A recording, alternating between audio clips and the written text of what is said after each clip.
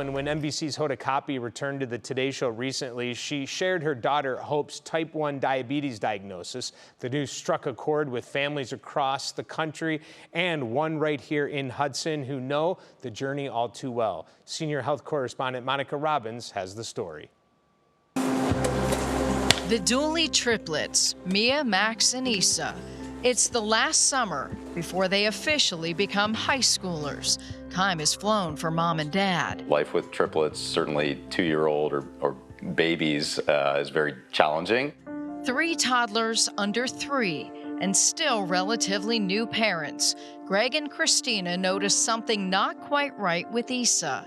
Her diapers seemed loose and she'd soak through them every night.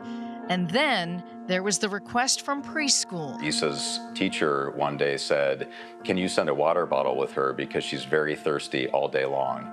And comparing that with our other 2 children who didn't need water bottles at school, it just raised a red flag in our mind. So we contacted the pediatrician, and that ultimately led to her diagnosis. That diagnosis, type 1 diabetes. The Dooleys lived out of the country at the time with no relatives nearby to lean on. Those were scary days. It's like diabetes boot camp, but we were also having to really learn immediately how to keep our daughter alive. Managing triplet toddlers is challenging for anyone. How would they manage Issa's diagnosis too? But a hospital visit from another mother proved life-changing.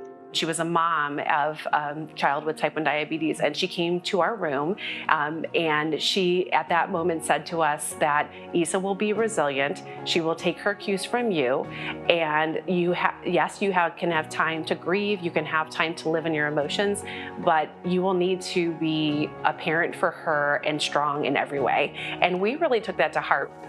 Now 14, Issa is resilient, strong and determined. She's a gymnast, a distance runner, managing her disease, and now she's a voice for others. Just been like that my whole life. Like I never care. Like my Omnipod's always on my arm, or like my Dexcom, and like everyone already sees it, so it's not like I'm like gonna hide it because they already know about it. Well, like my mom and I have gone to like Starbucks and talked to people about who were like newly diagnosed about like what to do and like how they can like ask us for help if they need it. So that's been kind of cool, so that they like know that they can talk to me about it if they need anything. The Dooleys have dedicated themselves to helping others. Kristina serves on the Northeast Ohio Board of Breakthrough T1D. Greg is involved with Beyond Type 1, a global nonprofit changing what it means to live with diabetes.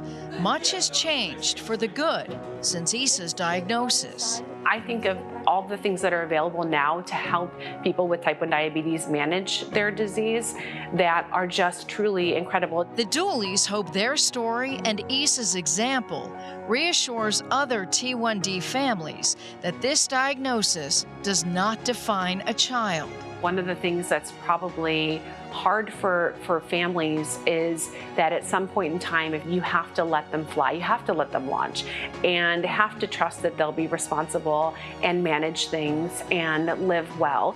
Monica Robbins, 3 News. And here I am. The Dooleys are very open about their experience, so much so that when another Hudson family receives a T1D diagnosis, they're often encouraged to call the Dooleys. When Issa was diagnosed back in 2012, Kristina and Greg were told a cure was about 10 years away. Well, it hasn't happened yet, but they do believe as long as support continues for research, it will happen in the not-so-distant future. And get this, just 3 days ago, Mattel introduced its first Barbie with type 1 diabetes. The doll is outfitted with a wearable insulin pump, and the company says that by reflecting conditions like T1D, more kids can see themselves in the stories they imagine.